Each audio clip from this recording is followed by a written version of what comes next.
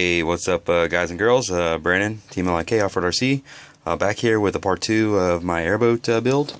If you watched part 1, you know what it looked like, and kind of the difference that it looks at. Looks the difference in it now.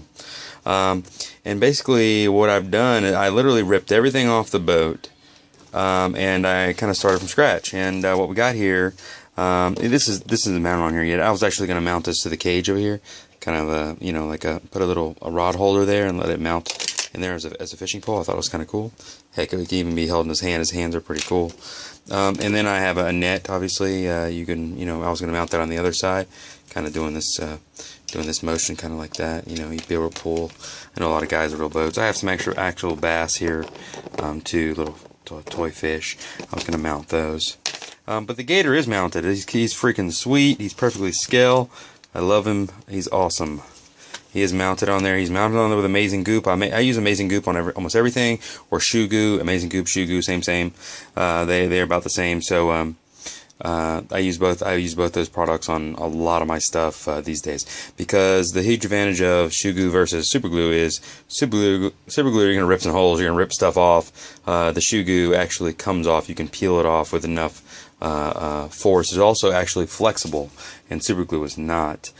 Shoe Goo will actually flex and give a little bit and allow your components not to break as easy as Super Glue would.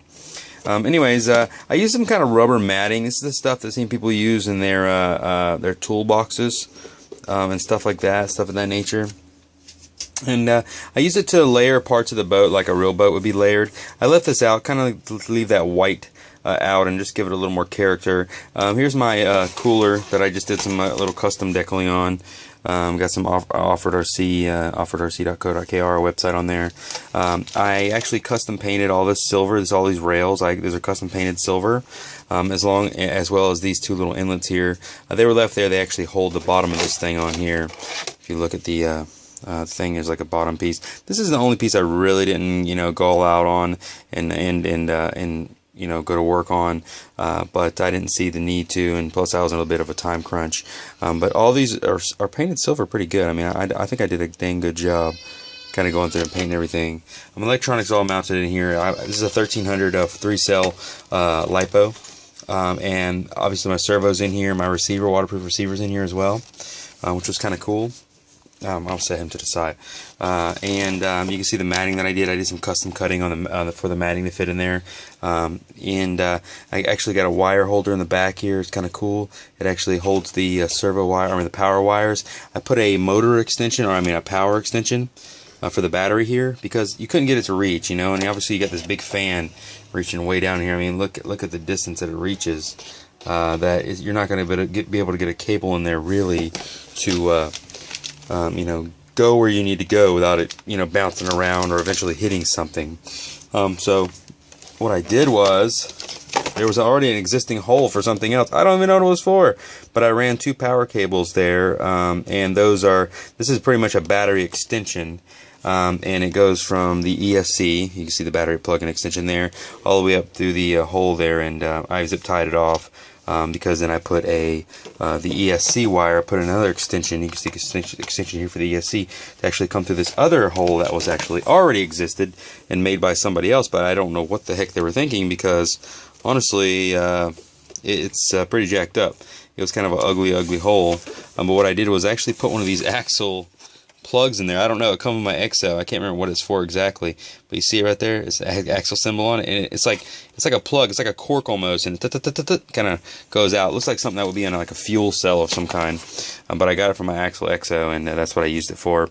I just did some custom painting on the fan itself and turned it silver, making it look an aluminum.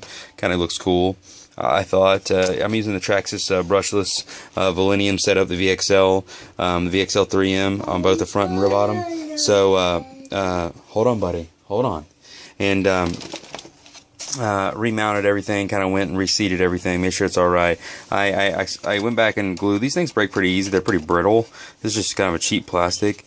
I'd like to do this whole cage in aluminum, they're pretty sweet.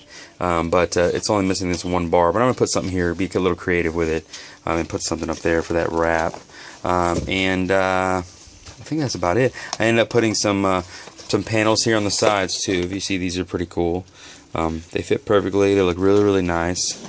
I did some custom deckling. Moto SDK, one of my sponsors, my name, and then got Team LIK there, Sunshine State, Florida, and then of course you got OFFROADRC. I have an iSaw Cams, or another one of our sponsors, up here.